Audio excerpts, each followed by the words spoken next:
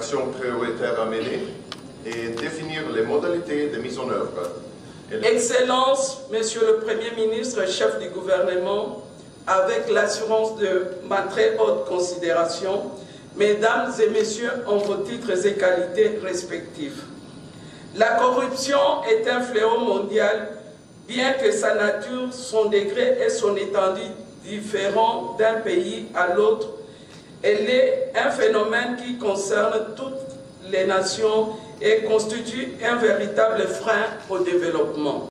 C'est un grand honneur pour moi d'avoir été convié à prendre parole au nom de son Excellence Félix-Antoine Tshisekedi, président de la République, chef de l'État, à l'occasion de l'ouverture des États généraux de la lutte contre la corruption en République démocratique du Congo, ici à Rotana Hotel.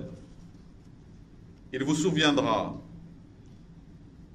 que lors de son investiture à la magistrature suprême, le président de la République, chef de l'État, avait donné le ton de cette lutte contre la corruption, en prenant l'engagement de travailler pour l'avènement d'un État de droit, débarrassé de la corruption et de toutes sortes d'antivaleurs.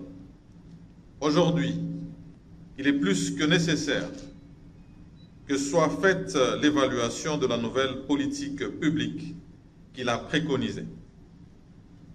Les présentes assises tombent à point nommé, dans la mesure où elles nous permettront de jeter un regard sur ce qui a été fait, de relever les défis majeurs avant de nous projeter vers le futur en vue d'assurer un avenir meilleur à notre peuple.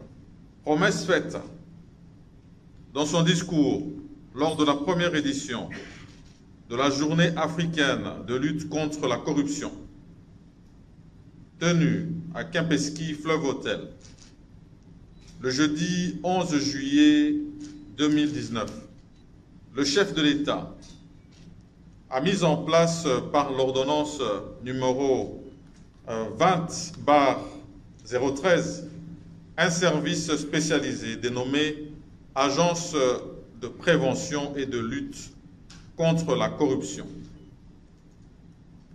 Aux côtés de ce service, le président de la République a voulu accentuer le contrôle des finances publiques en réactivant un autre service, plus vieux,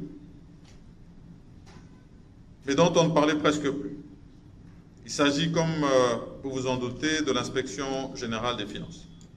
Le travail effectué par ces deux structures vous sera présenté par leurs animateurs au cours de ces assises. Et au sein du gouvernement de la République et des différentes institutions, plusieurs mécanismes sont développés actuellement pour lutter contre la corruption, la fraude de tout genre et le coulage de recettes. L'embellie actuelle de nos finances publiques est donc l'œuvre de la conjugaison et des efforts de toutes les institutions que je viens de citer. Et le gouvernement compte procéder à une meilleure redistribution des richesses de l'État pour en faire bénéficier à tout notre peuple. C'est ici l'occasion d'attirer l'attention singulièrement des magistrats et agents de police judiciaire qui doivent pleinement jouer leur rôle. La République n'accordera aucun pardon à ceux d'entre eux qui auront facilité ou couvert tout acte de corruption ou de détournement des deniers publics. Je ne saurais terminer ces propos sans demander aux différents participants de consacrer l'essentiel de leur temps pour scruter sans complaisance les causes de la persistance de ce fléau qu'est la corruption, avant de proposer la bonne thérapeutique aux fins de son éradication dans notre pays. Ce qui, sans doute, aura un impact significatif quant au climat des affaires.